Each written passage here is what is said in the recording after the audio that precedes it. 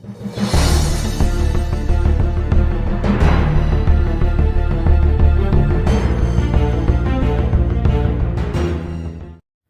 afternoon, keepers of the cash. Gary B, the Casual Comic Guy here, and today, guys, we're here with NCBD for August 21st.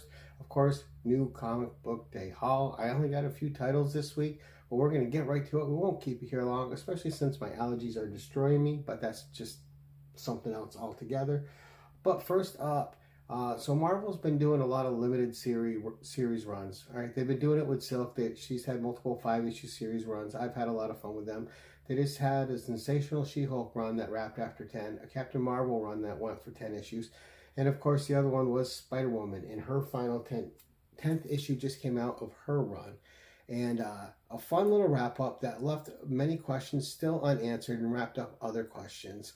Like what's going to happen with the Assembly, which appeared in here, and that youthful group becoming new champions, and just fun to see these new characters, the way they're interacting with Spider-Woman, her kind of sense of duty to them for who she's grown to be. I also really enjoyed that this series brought Jessica Drew back to her detective roots, and I think she works really good as a detective with, you know, of course, her own superpowers and costume.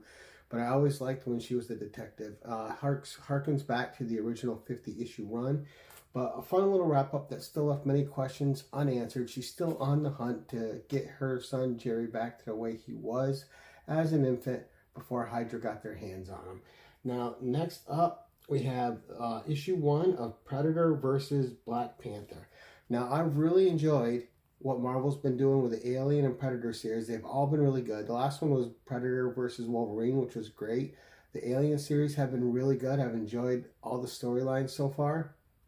And who would have thought that over at Marvel or Disney, that the last Predator film, Prey, and the last Alien film, Romulus, we get some of the best entries in those cinematic movies from Marvel, right? So they've been really good. Next, this Scotty Young, you know, I like him. I don't need all his variants, so I don't buy everything that Scotty Young does. But this one was just so spot on and so good. It says, I'm going to get to the chopper. And you got Black Panther being viewed by the Predator. Just a cute, clever cover. Well done. Probably one of the best, I think, from Scotty. Just, I really like the concept here. Looks fantastic. Then next up, we have Dark Knights of Steel All Winter.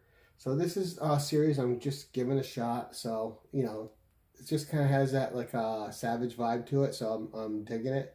And so issue 2 there with Deadshot, I believe. Then we have Wonder Woman, issue number 12. Another great cover. She's got kind of an alternate uniform on here.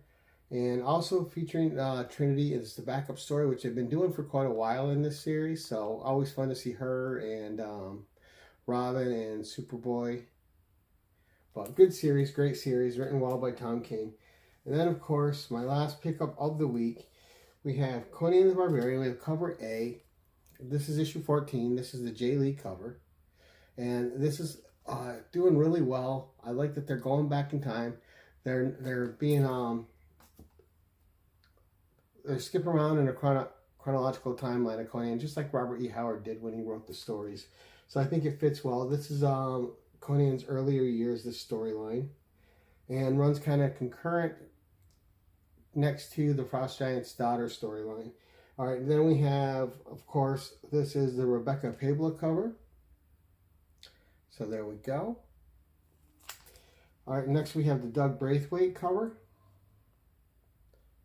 And Doug Braithwaite also just been doing great work on his arcs, his 4-issue arcs in the series. The juxtaposition between going from him into Roberto De La Torre has been great. Both very different artists. Both really capture the Hyborian age very well. Excuse me. Next up, all right, we have the James Herron cover. And just a nice one here, good perspective. Kind of a play on the old Barry Windsor Smith cover. So really nice. And then last, we have the Stuart Sayer cover D.